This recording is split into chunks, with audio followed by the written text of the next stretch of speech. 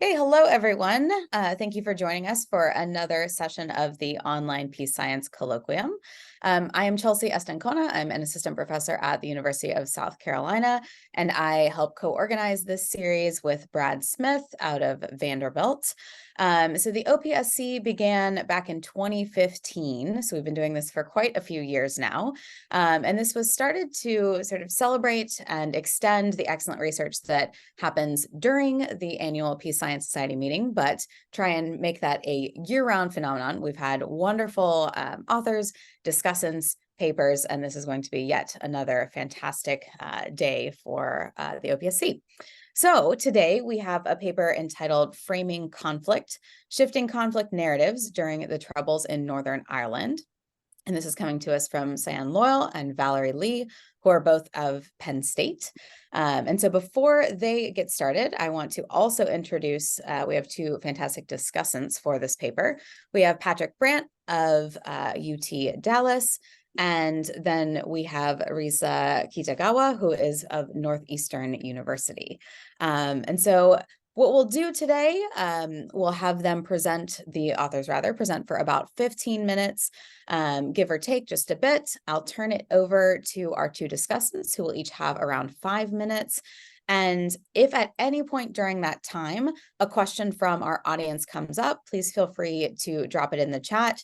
You can drop it to me or to the broader audience. But following the sort of formal period of presentation and discussant, we'll also open it up so that people can ask questions of the authors, provide feedback. So with all of that, I think pretty much wrapped up. If I could have Valerie go ahead and you can share your screen and get started. All right, well, thank you everybody so much for having us here today. I am a huge fan of the Online Peace Science Colloquium. I was actually on the original editorial kind of panel when it first got started with Emily Ritter. And so I share Chelsea's enthusiasm for our opportunity to extend kind of I don't know, the ethos and aura of peace science into some other venues.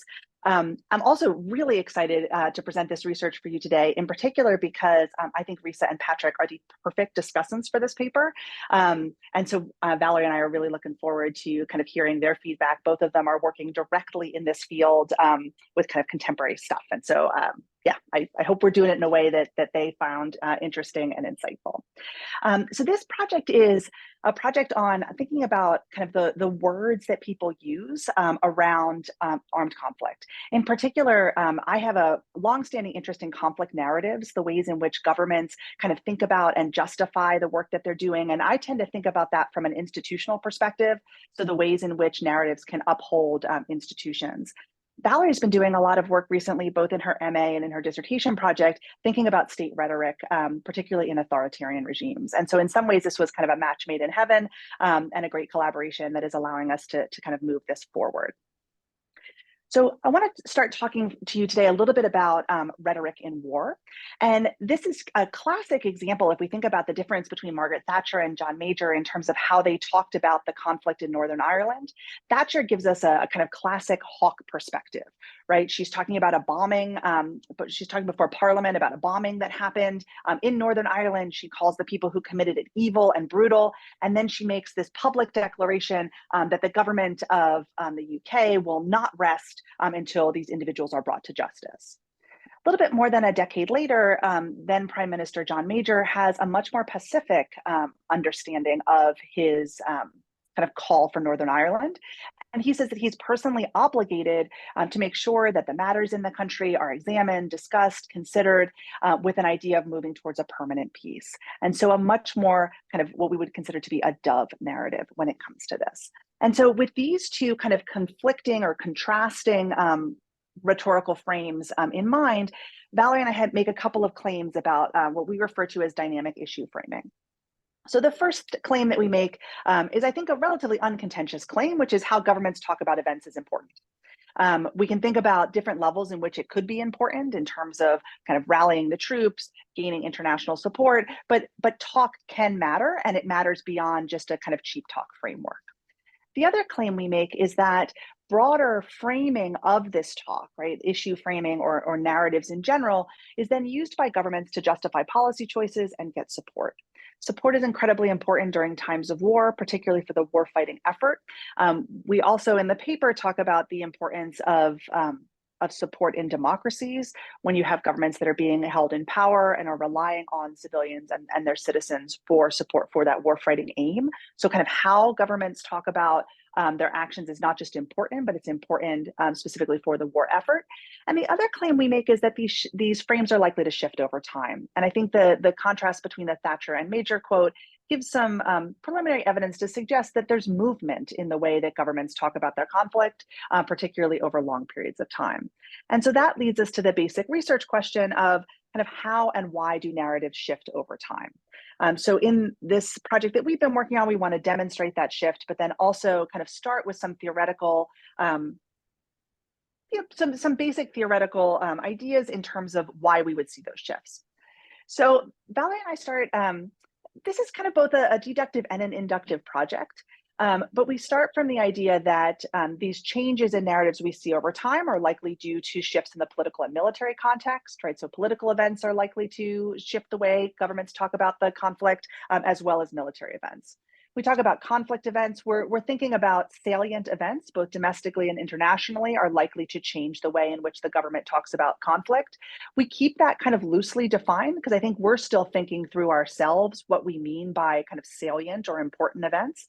And then we would also expect political events to shift the way that a government talks about the conflict itself.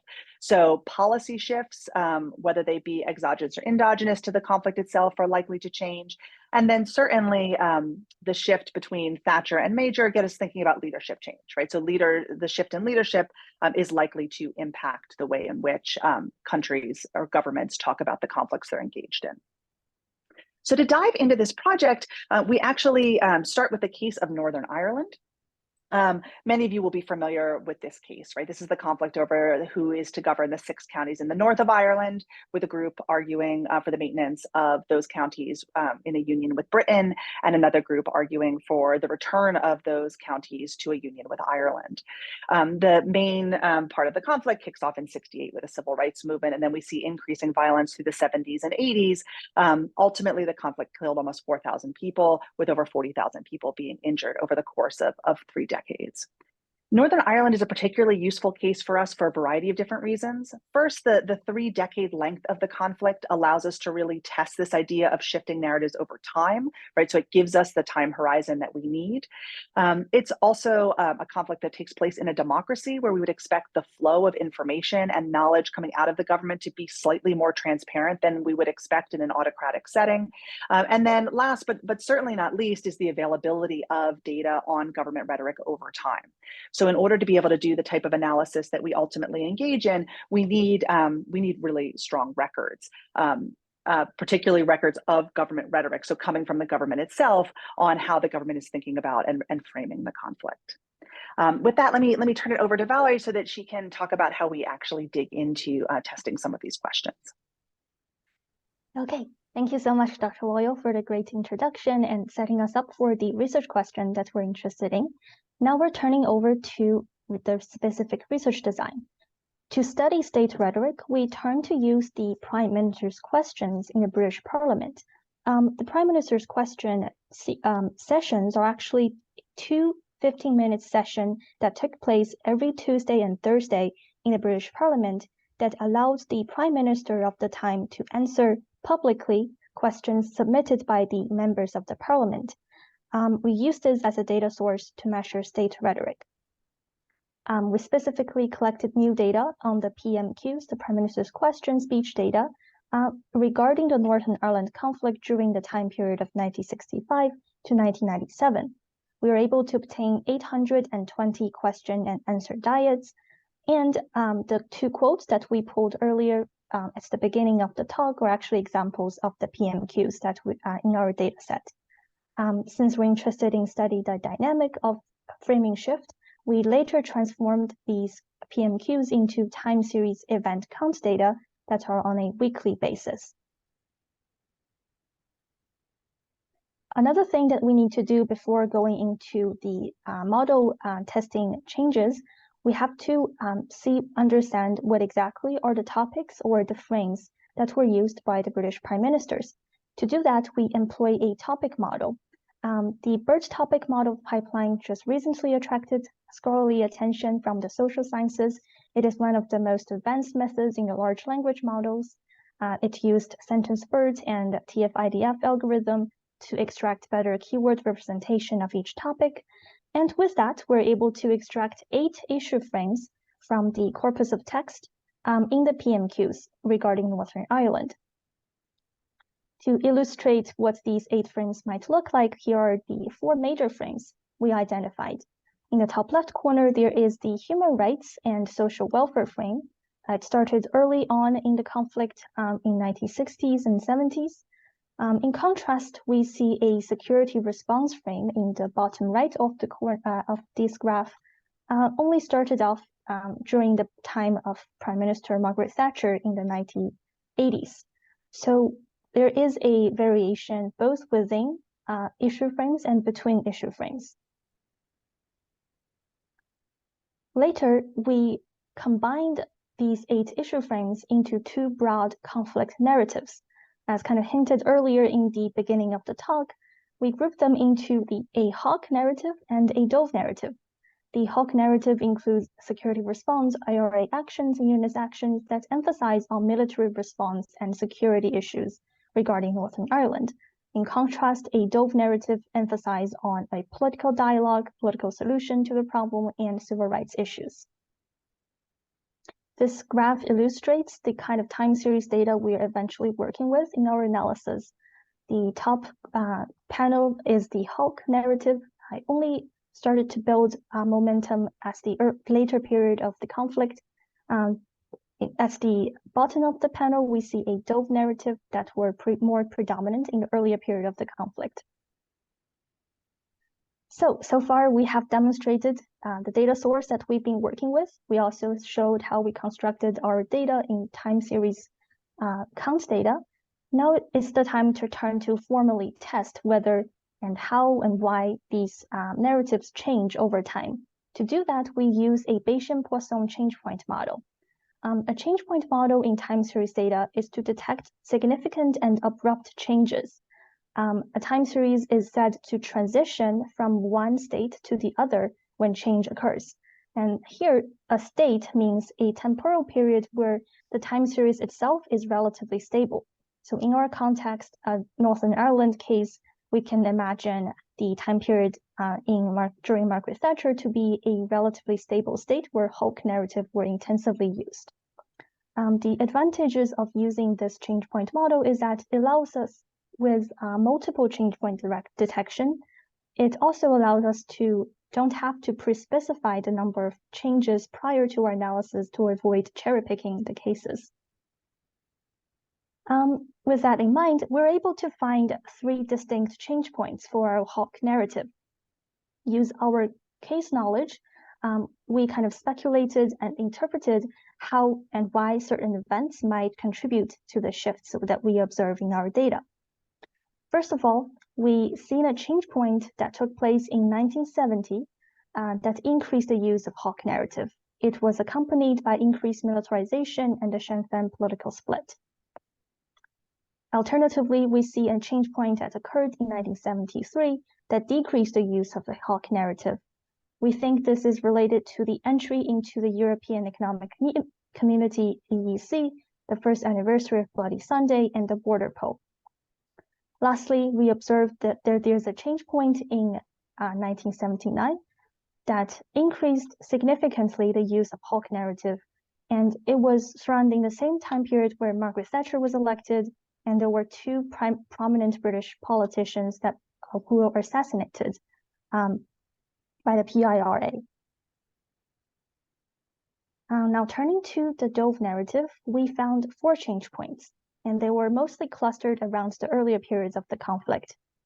The first change point occurred in 1968 during the civil rights marches that officially marked the beginning of the conflict. We see a decreased use of the dove narrative in 1970 with Biofest riots, launch of the Ulster Defense Regiment, and Army's Get Tough policy.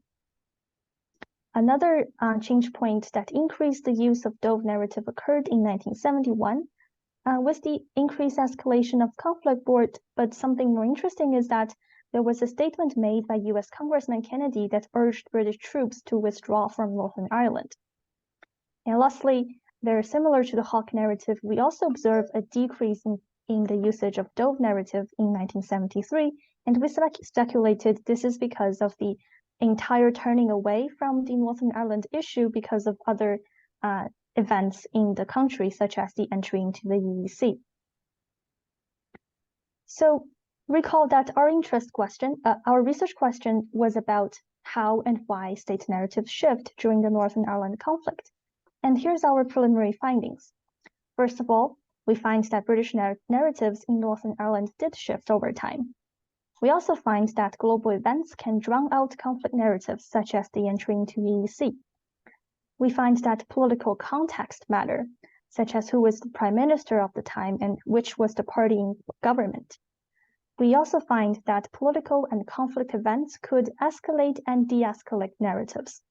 The evidence here is a bit more ambiguous. However, what's unambiguous in our case is that conflict events that drew international attention would decrease violent rhetoric and increase Pacific narrative. Lastly, moving forward, we are looking to explore covariates that could predict probabilities of narrative shifts, and we're looking to incorporate these covariates into building our Bayesian-Poisson change point model to more formally test what contributes to the shift. We're also interested in distinguishing endogenous and exogenous factors that contribute to narrative shifts, so to formally distinguish between what are more endogenous to the narrative and what is more exogenous to the narrative. That is the end of our presentation. Thank you so much for listening, and we look forward to your comments and questions. Thank you so much, Cyanne and Valerie. This is such a cool project. Thank you for sharing it with us. So I think I will turn it over to our discussants. Patrick, could I ask you perhaps to proceed first? Sure. Couple of things come to mind on this, because you're at this interesting intersection of some stuff I've been working with and on. One is, and this is kind of generally for everybody, both to this paper and then as you see all these things out here about NLP and topic models and BERT and AI and generative AI and all the rest. You really need to keep track of which ones people are using and the rest. I've gotten real leery of when I see someone says, I did this NLP thing. Right. So I start immediately digging into the paper. I'm like, okay, it's NLP, but what is this? Is it TF-IDF? Is it bag of words? In your case, I find out it's BERT topic. Okay, that's important to me because then I know what I want to compare against. I want to compare against subject topic models. I want to compare against LDA and things like that, because those are in the same class of things of trying to find classification clusters. And so I think it's really important both for political scientists and for a paper like this to be really explicit about that from the beginning, and even so that it's in an abstract or it's in those opening couple of pages. And I say this both about this paper, and I've done a review on something else, and I have another one I'm about to do, and this has come up across all of those. And so it's just kind of a general admonition I would tell people if you're looking at or in these spaces. One of the immediate things I start doing is looking at, well, which things are people using, which tools are there, and I think it's just kind of a good practice, but it's something you want to definitely have up front. The other is, I think here, for people who may be more familiar with the STM LDA approach, which at this point is now, it doesn't seem like it, but it's really, it's over a decade old in political science. I mean, we're now on, the people who first did it are, training students who are training students who are doing it. So it's kind of become this basic thing. And so to say, well, we're going to do BERT topic, you've got to probably convince the people who know how to do LDA and STM that you're really getting something different here.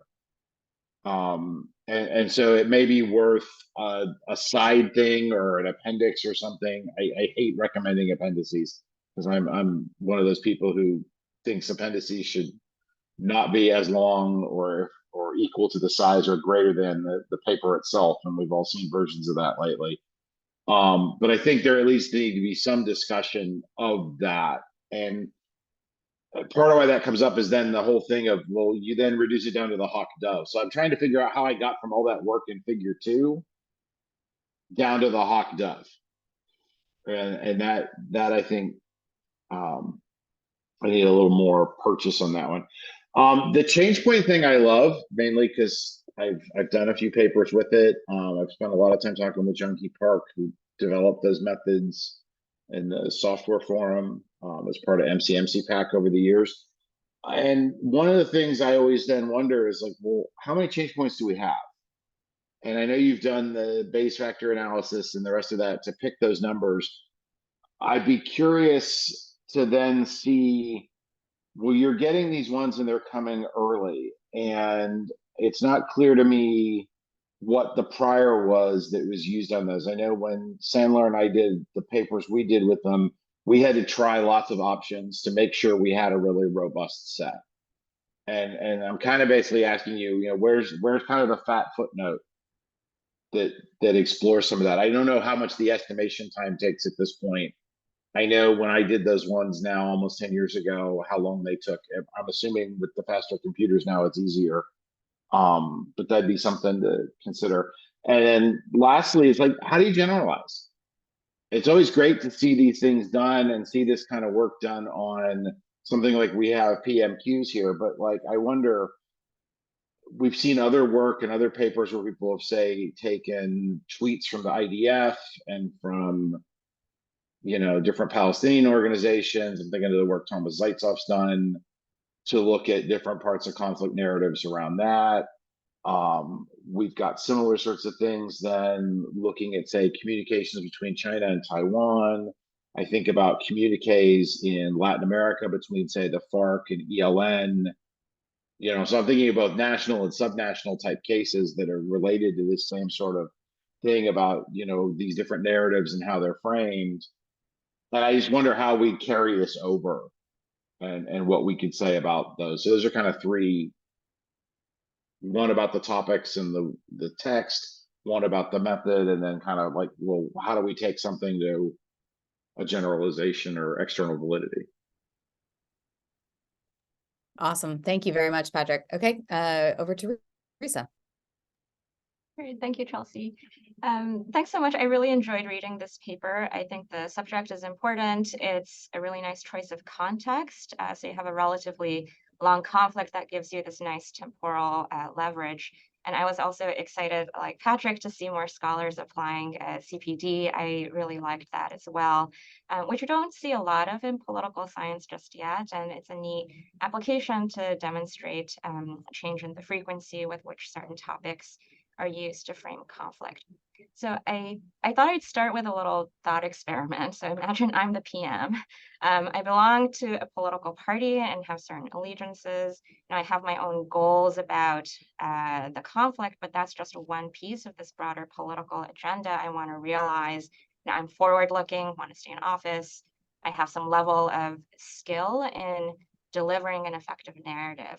So I think theoretically, all of these things, and not just sort of current events or events on the ground, you know, constrain how I will talk about the conflict on a given day.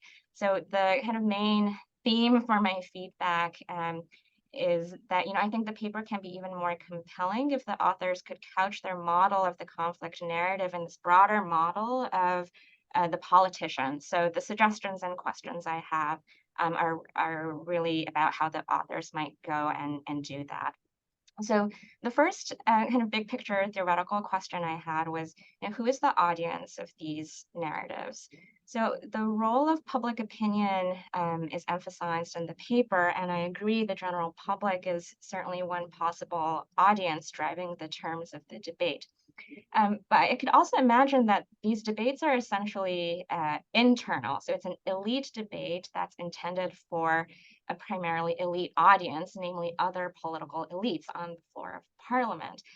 So narratives are perhaps a way to maybe build broader political coalitions around a particular doctrine and how to deal with the conflict. It's really about, you know, shifting the needle among elites rather than the public. So I wondered if you looked into whether there are any public opinion polls during that period that you'll look at, and whether they track elite rhetoric in Parliament. And if that correlation doesn't exist, that could suggest that there are other audiences here that are important to consider if we want to understand, what are the levers that are shifting narratives in Parliament. My second comment was about the PMQs as a source of the narrative. I think the procedural format of the PMQ is really analytically useful for this project.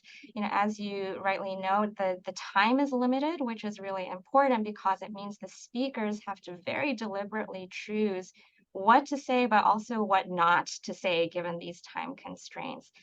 So I wanted to learn a little bit more about what speakers are trading off given this time limit.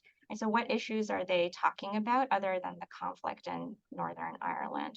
So for example, if when a bunch of people die, maybe it makes sense for certain elites to try and shift the attention away from that by bringing up other issues like healthcare or whatever it is. And the PM and MPs too, they all have a ton of stuff that they could talk about. So the choice of inclusion and exclusion as well of different topics seems relevant to the idea of narratives. And I think having an account of this trade-off would more persuasively speak to your argument that framing is accomplished through this deliberate portrayal or highlighting of certain concepts over other concepts or things that they could talk about. And I have a few other suggestions which are for further probing, when and why you get those change points. And I think you went into a little bit more on this in your presentation and in the paper. You have a really interesting discussion that starts to probe these possibilities. I felt there's a little tension in the paper. So you already have some theoretical intuitions about what political factors are relevant to driving these changes, but then you also want to stay agnostic. You fall short of a hypothesis. You're relying on the CPD method to iteratively discover some of these conditions, and I think that's great. I always love a careful descriptive analysis. But one thing you can do is maybe introduce other conflict level data. So say tracking the number of people who died every day, say, or the number of bombings, money spent, maybe something about media coverage or this international criticism that seems to be a pretty important part of your story, and show how these things correlate with the changes in the issue frames. I also wondered if you considered looking at speaker or speech level data. So in general, I wanted to learn more about the MPs who are raising the questions in the PMQ. So who is doing the asking, and what are they asking about? Are they always overtly challenging the PM? And I think this is important because the reason why you get a narrative in your data set in the first place is that an MP has to have initiated the exchange, if my understanding is correct. So what are the incentives that drive the MP to sort of kickstart this exchange in the first place? And if you have speaker data, I think you can get a lot of mileage out of considering, say, the role of political party or right versus left, things like that. Similarly, if you just ran the analysis again for the questions and not the responses to the questions, I wonder if you expect the same kinds of patterns and plots to show up.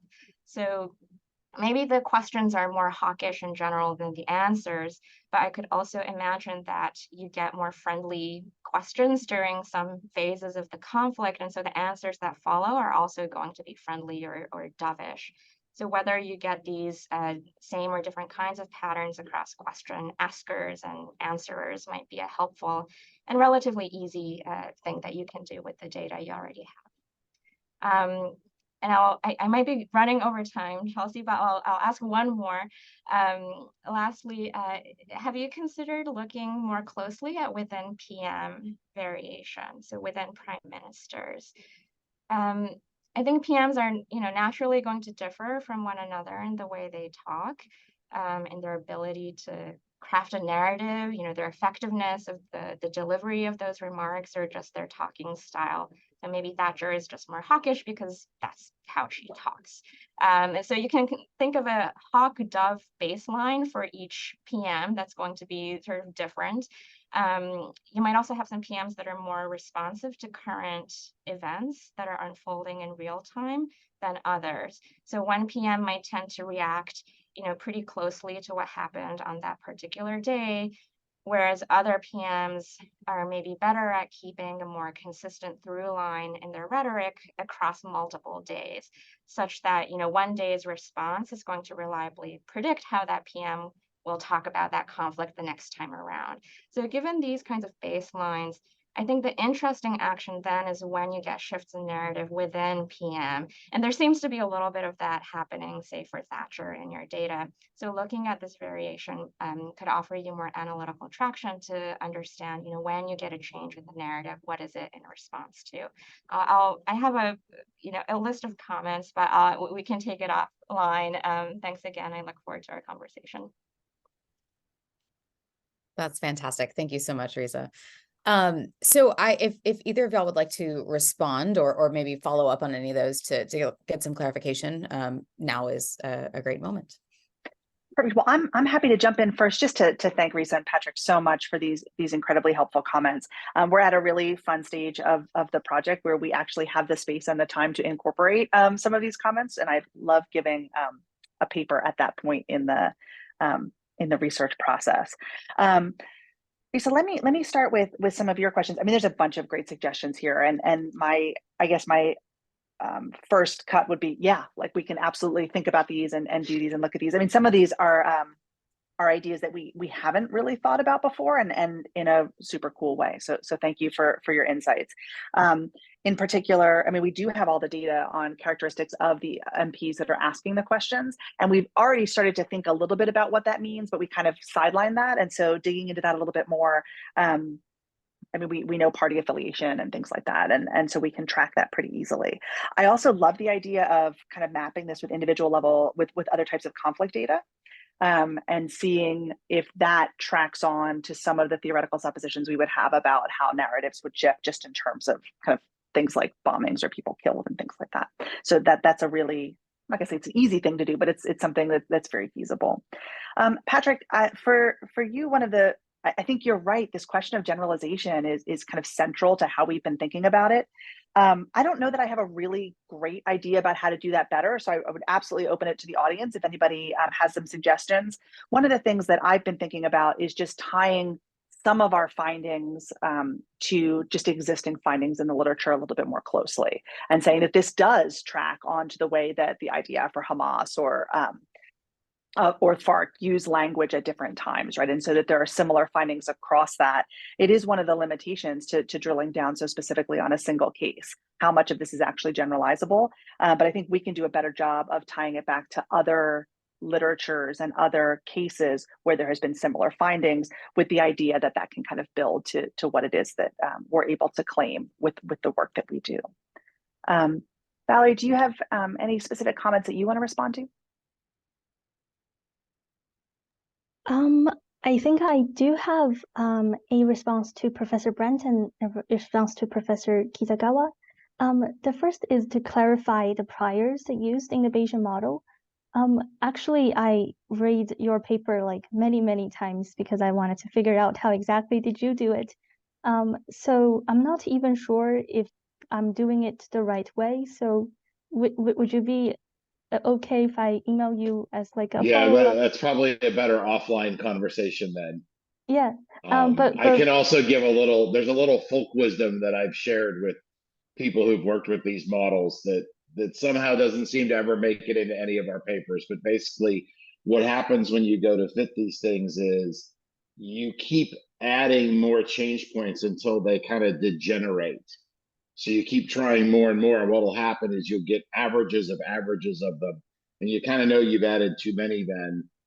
And then from that number or bound, you kind of work backwards, and there's a broader theory behind why that works as a way to pick the number and then the other aspects of them. But yes, we can definitely have a separate conversation and thing offline on that. I probably have some other examples to share too. Thank you so much. And to kind of just provide more context to some of Professor Kitagawa's question, is the exclusion and inclusion of the questions about Northern Ireland. And I think that is an extremely important point.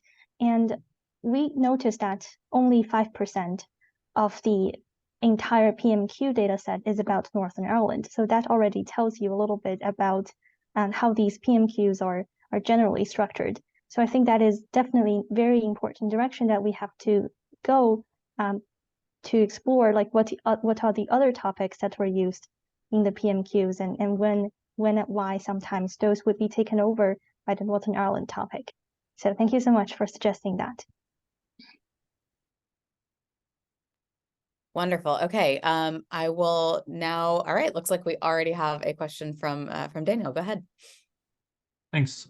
Thanks, Cyanne and Valerie, for a great presentation. It's really interesting to hear you talk about this topic specifically and about the methods as well.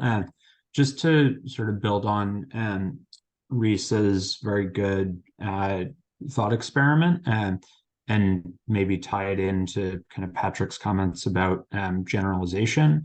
I wonder whether kind of motivating the paper with some description of the framing process in a context of conflict in a democracy might be a useful way of kind of situating the context in which the PMQs are taking place, because I kind of envision that the process of framing involves some sort of like 3-stage model, essentially, where maybe the Sunday Times highlights some particular dimension of the conflict, or they don't highlight a particular dimension of the conflict that feeds into some popular discourse or public opinion about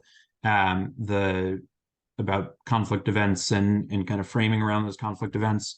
That gets picked up by the MPs, and there's their own selection process by which they decide which topics to highlight that are front page news and which they don't highlight.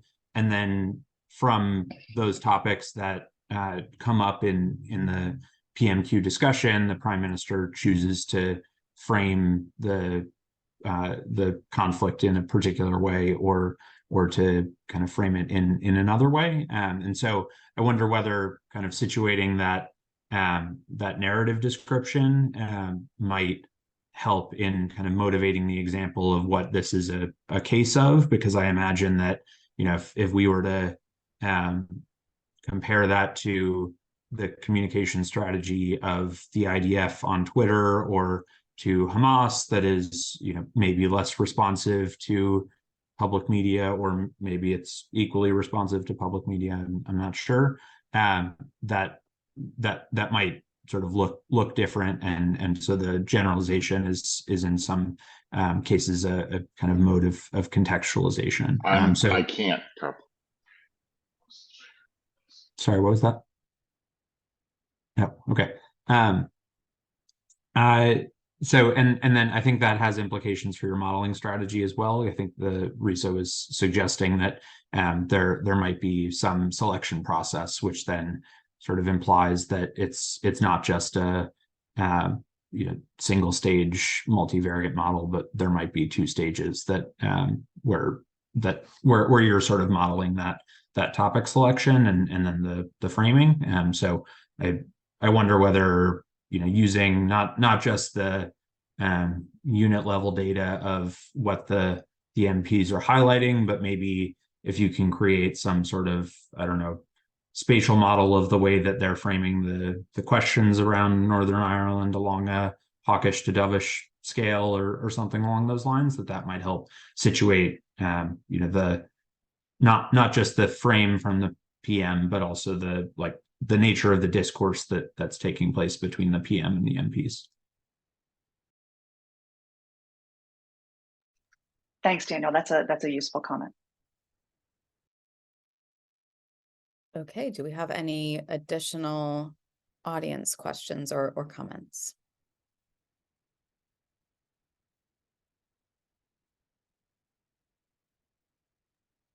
Can I pose a question to the audience? Is there anything that you want us to be asking about this data that we're not?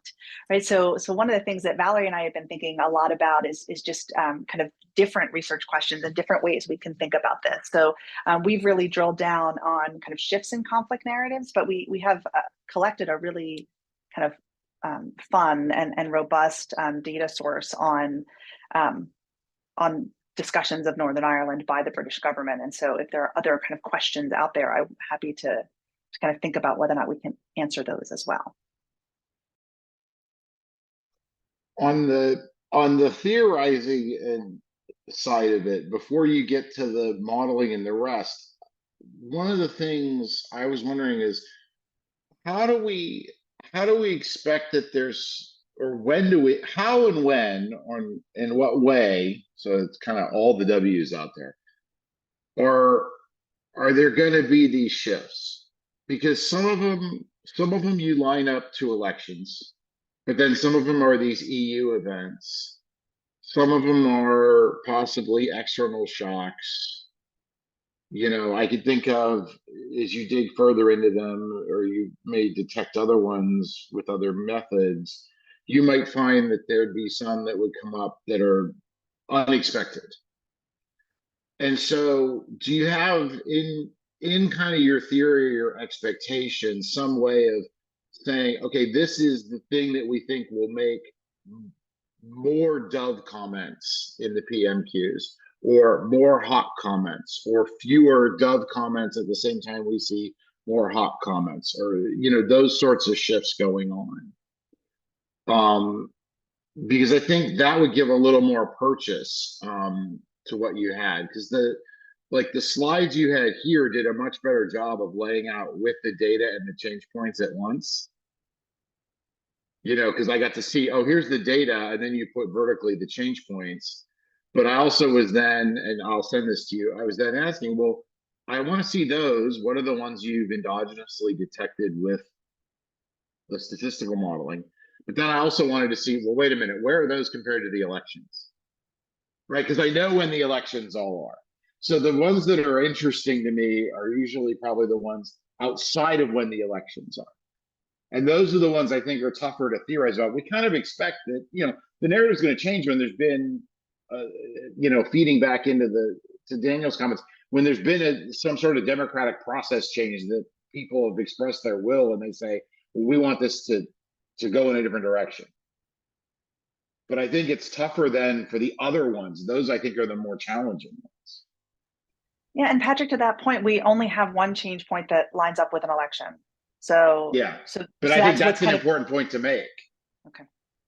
I mean, I've got another project that's not as far along as you are, and it's not conflict data, it's something else, but where people would expect elections do a lot of changes and elections don't generate the changes.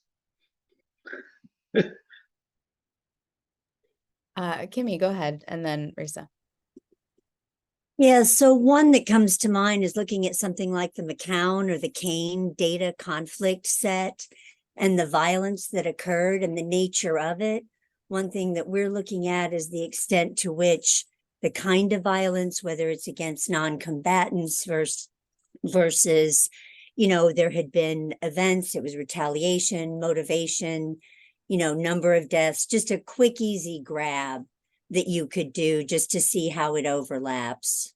Doesn't cost you much for the purchase, as Patrick would say. Thanks, Kimmy. That's a great point. I mean, we've got a bunch of human rights violation data too through the Northern Ireland Research Initiative.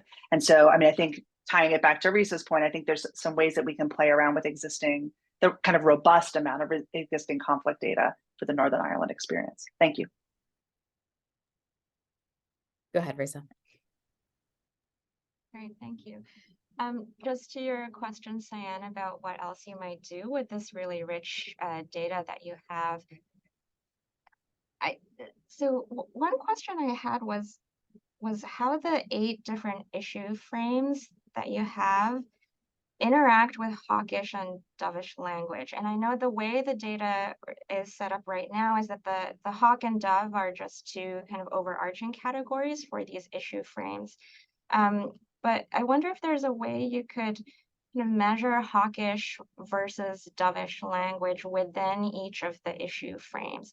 So for instance, if somebody was talking about IRA actions or bomb that went off, I think it's possible to stand for either a hawkish position, you say deploy troops and punish these people, or a dovish position where you say, oh, the bombings have taken a toll on lives, we need to consider negotiation or move forward on the political dialogue.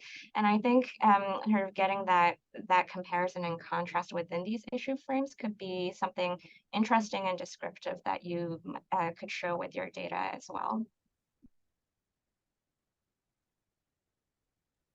Thank you, and that's a great point, right? So the model itself identified the frames. We added the hawkish and dovish labelings just from a theorizing in terms of how we were doing that, and that was just in large part also based on a modeling choice, because modeling shifts in all 8 of our frames made less theoretical sense, right, than kind of combining them into broader narratives.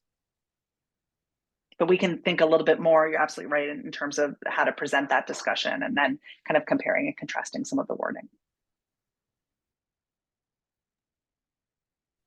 Can you all remind me, these data are for all MPs, not just PMs, right? Or is it's just PM statements? I think. So it's just PM statements. Okay. So the way that the Prime Minister questioning works is that MPs are given this window to ask whatever question they want, and then the Prime Minister has to respond. So the data that we're using now is just the text from the Prime Minister's response. But to Risa's point, we have all the data on the questions, and then all the information on the questioner, as well as the data on the Prime Minister that's responding. Okay, fantastic. I think that you've probably already thought of lots of ways to use that rich of data, but I think Risa's point was well phrased about, I kept wondering, really who is the audience for kind of each of these statements made. And of course, part of the audience is in response to the questioner, which may be sort of a partisan or a coalition related response. But this could also be that certainly some of these, events of questioning receive more attention, and that may be based on both who is doing the questioning and the nature of the PM themselves. So I could see you really, theorizing about changes in audience for framing, and then using some of that additional, or perhaps just who is the audience for different expected frames, perhaps, and then using some of the kind of strategic interplay between questioner and answering to kind of tease some of that out. I was going to suggest something perhaps about gender as well, but given that you don't have a lot of variation in the actual respondent there, but if you do in the questioner, that might be sort of interesting to work with. That's fascinating, Valerie. I don't know that I know that. How many female MPs ask questions in our data? We don't know that yet, but we can find out.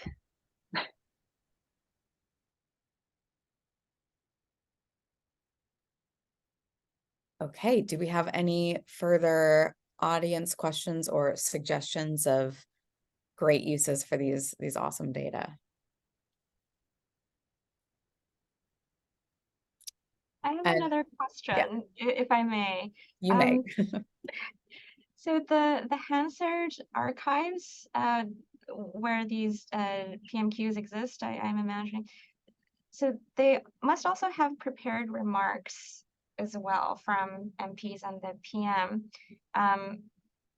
It might be interesting to see if there are any links between the dynamics that are happening in the PMQs versus these broader political debates that are unfolding about the Northern Ireland conflict through these prepared statements. The PMQs, they're nice for all the procedural reasons I mentioned earlier, and they're very short-term responses, in part responding to daily occurrences. But one way to conceptualize narrative is that, there's a beginning and a middle and an end. It's this longer term story about what the conflict is and the government's place in this that plays out over a longer timeline. So it might be interesting to kind of compare what's happening in these PMQs versus the kind of broader or longer term debates and trends in how the government wishes to portray the conflict. But I think this can be, you know, a much later step that you take. It was just a thought I had to kind of link the short term to the medium and longer term responses.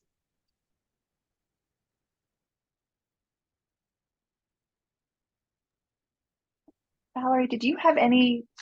I was responding to everything, but I wanted to give you the floor too, in case there was any responses that you wanted to make that I didn't touch upon. I don't think there's anything significantly extra I wanted to add to the responses, but I just wanted to say thank you for all the comments and questions from our discussants and audience.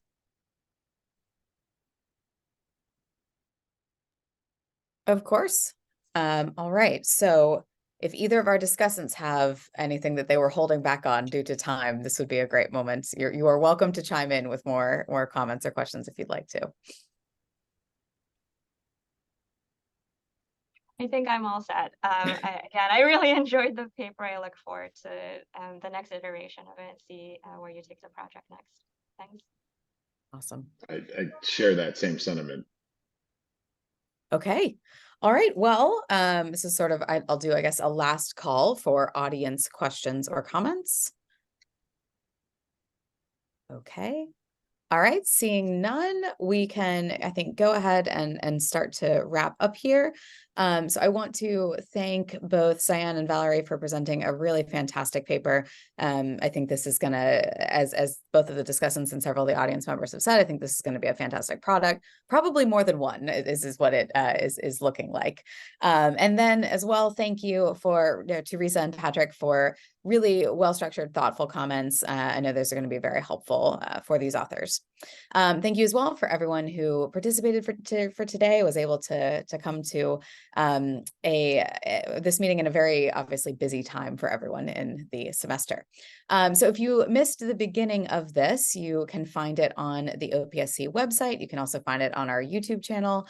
If you just want to know more about OPSC, you can follow us on, I guess now X, and you can again find us on the website as well. So we thank each of you, and we look forward to seeing y'all at the next iteration of OPSC. Thanks. Thanks, everyone. Thanks. Thank you so much, Risa and Patrick. I appreciate it. And thanks for the space, Chelsea. Of course. Yeah.